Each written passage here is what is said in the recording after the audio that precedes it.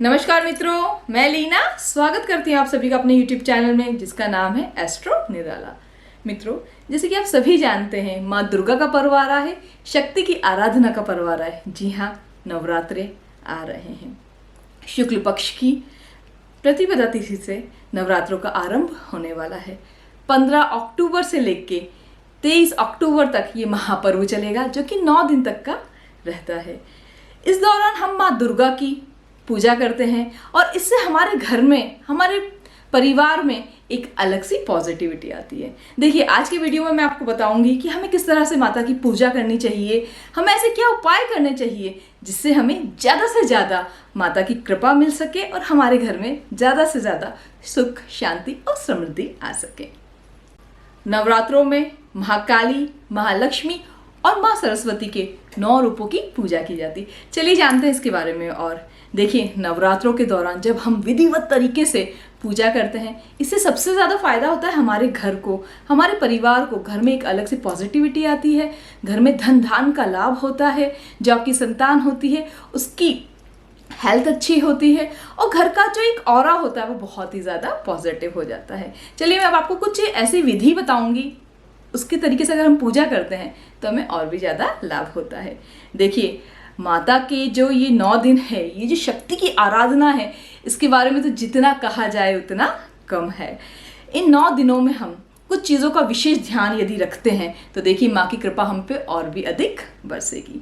देखिए, माता का जो फेवरेट कलर है और जो माता को एक शक्ति का रूप माना जा गया है, तो उसके अनुसार जितना ज़्यादा हम लाल रंग का प्रयोग करेंगे, जैसे माता को लाल रंग की चूड़ी चढ़ाना, चुनरी चढ़ाना, सिंदूर चढ़ाना, जितना ज़्यादा हम पूजा में लाल रंग का प्रयोग करेंगे, हमें उतना ज़्यादा फायदा होगा। देखिए, इसमें सबसे ज़्यादा महत्वपूर्ण होता है घट स्थापना, जो हम कलश की स्थापना करते हैं। कलश की स्थापना की विधि मैं आपको बताने जा रही हूँ। कलश की स्थापना, सबसे पहले हमें क्या करना है, एक मिट्टी का कलश लेना है। मिट्टी का कलश लेना है, उसमें थोड़ा पानी डाला, थोड़ा गंगा जल डाला। उसके बाद उसमें हमें 5 लौंग, 1 सुपारी और 1 सिक्का उसमें डाल देना है। उसका जो कलश का जो मुंह होता है, उस पर हमें जो मौली होती है, बहुत सी जगह उसको लच्छा भी बोला जाता है, उसको 3 बार हमने बांधा और एक लगाया और गिठान बांध दी। उसके बाद हमें एक नारियल लेना है। नारियल वो जिसमें पानी होता है, वो वाला नारियल हमें लेना है। उसको हमें सीधा ऐसे रखना है। साथ में कुछ, यदि आपको मिल जाए आसानी से, अशोका के पत्ते या अगर हो सके तो आम के पत्ते उसके साथ आप लगा दीजिए।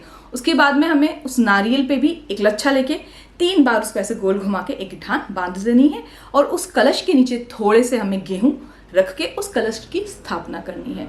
देखिए, ये आप जब करेंगे तो आप मान के चलिए, वो कलश नहीं, वो माँ दुर्गा की ही स्थापना है।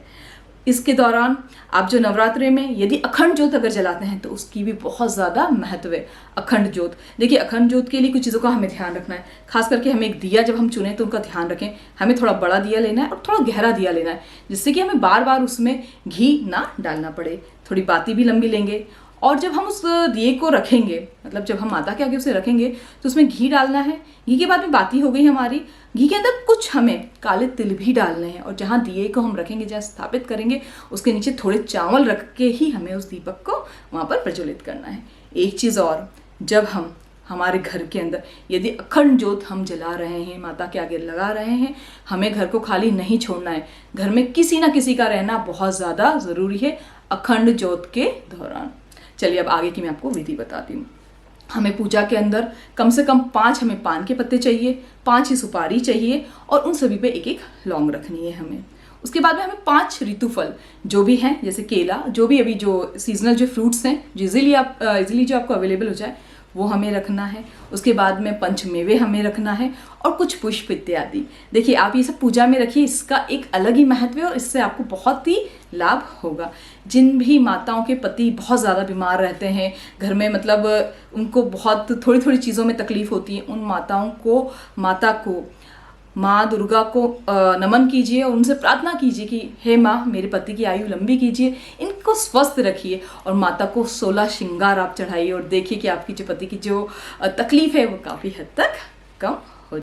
देखिए, नवरात्रों के दौरान यदि आप अखंड ज्योत नहीं जला पा रहे हैं कुछ भी कारण की वजह से, देखिए बहुत सी बार आजकल क्या हो रहा है, आज जो युग है सभी लोग वर्किंग है, सभी कहीं ना कहीं काम पे जाते हैं, तो आप एक काम कीजिए, आप रोज सुबह माता को दीप अर्पित कीजिए, दीप जलाइए और शाम के टाइम पे भी दीप जलाइए, इससे भी आपको उतना ही फल प्राप्त होगा।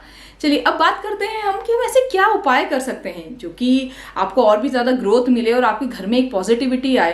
देखिए, माता के जो 9 दिन इस दौरान हवन पूजन का बहुत ज़्यादा महत्व है। देखिएगा, बड़े बड़े हवन होते हैं इस टाइम पे, बड़ी बड़ी सिद्धियां प्राप्त की जाती है। ये नवरात्रे मतलब अपने आप में आप सोच ही सकते हैं कि कितनी शक्तिशाली होते हैं।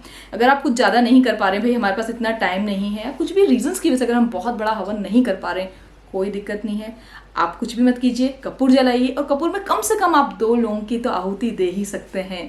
देखिए, ये 2 लौंग अगर आप रोज आहुति देंगे तो आप देखिएगा इसका जो चमत्कारी प्रभाव कितना ज़्यादा होगा आपके घर में। अब कुछ चीज़ों का हमें ध्यान रखना है। देखिए, सबसे बड़ी चीज़ तो इसमें ध्यान रखने वाली बात यह है कि आपको, अगर आपके घर के जो भी पुरुष हैं उन्हें स्पेशली बात समझा दीजिए। देखिए, महिलाओं की बहुत ज़्यादा रिस्पेक्ट करनी इन 9 दिनों के दौरान, वैसे तो हमेशा ही महिलाओं की आपको इज्जत करनी ही चाहिए। आपके जो पेरेंट्स हैं उनको आप जितना ज़्यादा रिस्पेक्ट देंगे, खास करके आपकी मदर, यदि हो सके तो 9 दिनों के दौरान अपनी माँ के चरण स्पर्श जरूर करें। आपके घर में यदि कन्याएं हैं तो कन्याओं के संग प्रेम से रहें और कोशिश करें कि उनकी जो भी इच्छाएं हैं आप ज़्यादा से ज़्यादा इस दौरान पूरी कर सकें। देखिए, और रहा सवाल जहाँ तक कि अगर किसी को शादी नहीं हो पा रही है और सोच रहे हैं कि भाई बहुत टाइम से प्रयास कर रहे हैं और मैरिज नहीं हो पा रही है, अगर आप लड़की हैं तो आप एक काम कीजिएगा, माता को इन 9 जो नवरात्र हैं इसमें सप्तमी के दिन आप माता को 5 जो सुहाग की चीज़ें होती है, जैसे कि चूड़ी ले ली हमने, चुनरी ले ली, बिंदी ले ली, काजल ले ली और सिंदूर ले लिया, इनको लेके किसी भी अच्छे जो मतलब आपके पास में जो माता का मंदिर हो वहाँ पर इसे चढ़ाइए और देखिए, माँ से प्रार्थना कीजिए कि माता मेरा विवाह जल्दी से जल्दी हो जाए। चलिए मित्रों, इस वीडियो को यहीं अंत करती हूँ और मैं माँ दुर्गा से प्रार्थना करूँगी कि आपकी सभी मनोकामनाएं पूर्ण हो और ये जो नवरात्रा जो आ रहा है, ये जो 9 दिन शक्ति की उपासना के आ रहे हैं, वो आपके घर परिवार के लिए शुभ रहे। नमस्कार।